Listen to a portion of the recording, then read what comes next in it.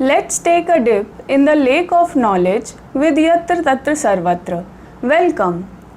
Shri Krishna placed the chariot between the armies of Kauravas and Pandavas on the request of Arjun. Thereafter, he addressed Arjun, Arjun, have a good look over these warriors of Kuru clan. What happened further? Let's see. तत्रापश्यत् स्थितान् पार्थः पितॄनथ पितामहान् आचार्यान् मातुलान् भ्रातॄन् पुत्रान् पौत्रान् सखींस्तथा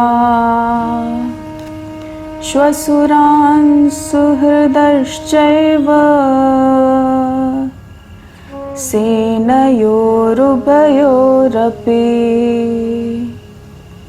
तान् समीक्ष्य स कौन्तेयः सर्वान् बन्धूनवस्थितान् कृपया पर्याविष्टो विषीदन्निदमब्रवीत्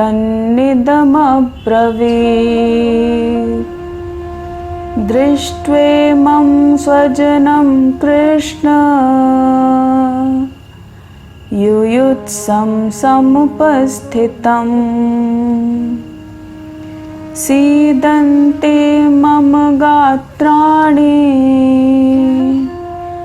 मुखं च परिशुष्यते वेपतुश्च शरीरे मे रोमहर्षश्च जायते गाण्डीवं स्रंसते हस्तात् त्वक्चैव परिदह्यते न च शक्नोम्यवस्थातुं भ्रमतीव च मे मनः. Now listen a simple translation of these verses. Sanjay was narrating the incidents of the war to King Dhritarashtra. He said, now Arjun saw stationed there in both the armies his uncles and granduncles, teachers, maternal uncles, brothers and cousins, sons and grandsons, friends, father-in-law and well-wishers as well. Seeing all those, he was possessed by extreme compassion and uttered these words in sadness. Arjun said, Krishna, at the sight of these kinsmen, thus arid and longing for battle, my limbs give way and my mouth is parched. Nay, my frame shakes and hair stands on end. The bow Gandiv drops from my hand and my skin burns all over. My mind is reeling as it were and I am not able to even stand. What happened so that a great warrior like Arjun confronted such condition? Shri Krishna stationed the chariot of Arjun between two armies so that he could have a good view of all the warriors. Arjun also wanted the same thing. Then where was the problem? Arjun saw standing before him the brother of his father, Uncle Bhurishrava, granduncles and great-granduncles Bhishma, Somdatta and Bahlik, maternal uncles Purujit, Kunti Bhoj and Shalya, sons Abhimanyu and Prativindya, nephews Ghatotkach and Lakshman, sons of sons and nephews who were grandsons of Arjun. Many beloved friends were present there. Father-in-laws like Drupad and Shavya were also present in that war field. Many more loved ones and relatives were standing there, such as Dhrishtadyumna, Shikhandi and Surat, who were brother-in-laws of Arjun, and Jayadratha, who was husband of Arjuna's sister Dushala. There, in the battlefield of Kurukshetra, Arjun was badly perturbed to see all these people, eager to fight the deadly war, not because he was afraid of them, but due to feeling that he himself had to kill all these beloved kinsmen. Imagining the consequence of the war, he was badly frightened and became very sad. Let's take a scientific approach to analyze such pathetic condition of Arjun. Arjun told that his limbs gave way and his mouth was parched. If someone is frantic with worries or have unknown fear, his mouth begins to parch and limbs give way. Did Arjun has worry and concern for his kinsmen, that all these loved ones would be vanished? Then how should he live without them further? The great warrior Arjun also told that all his body was shaking badly. When a person feels excessive mental stress and he succumbs to mental agony, his body starts to tremble. If a person is horrified badly, his body starts shaking. Did Arjun surrender to the extreme mental pressure, unknown fear, and deep sorrow? The great fighter Arjun also complained that goosebumps exploded on his skin. It happens when someone feels extreme cold or fear or stress.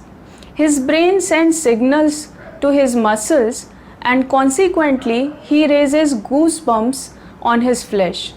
Was Arjun agitated because of the uncertainty of the war, emergent crisis, and extreme mental pressure? Was it the real cause of explosion of goosebumps on his skin? Arjun also informed that his skin was burning all over. Increased body temperature causes a lot of adverse effect on the mental capabilities as well as physical strength. Arjun also complained of dizziness. Usually due to dizziness, the things appear revolving around and fade. Moreover, it is hard for a man to maintain his body balance. Was it so that the great archer Arjun was not able to even hold his celestial bow Gandiv and it was slipping from his hands? On the occasion of the combustion of Khandavprasth, Varun Dev gifted this celestial bow to Arjun on the insistence of fire god Agni. What a pity that he could not be able even to hold his mighty bow. Moreover, he was not able to stand either. In true sense, the beginning of Gita should be considered from this point. Controller of the universe, Shri Krishna stationed the chariot of Arjun between both the armies.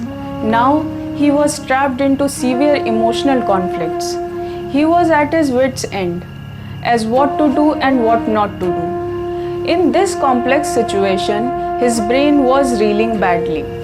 That Arjun is nobody else, but he is within us. He is within you too. Our entire field of work is our battlefield of Kurukshetra.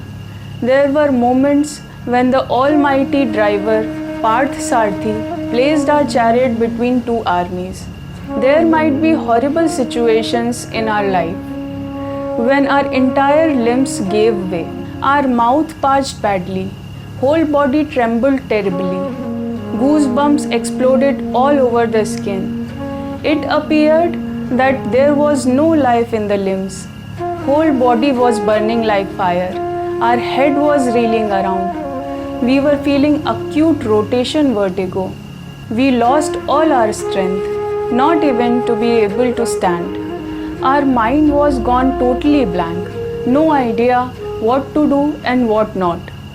Totally bewildered. How to face such a pathetic situation? The answer lies in this great scripture, Srimad Bhagavad Gita.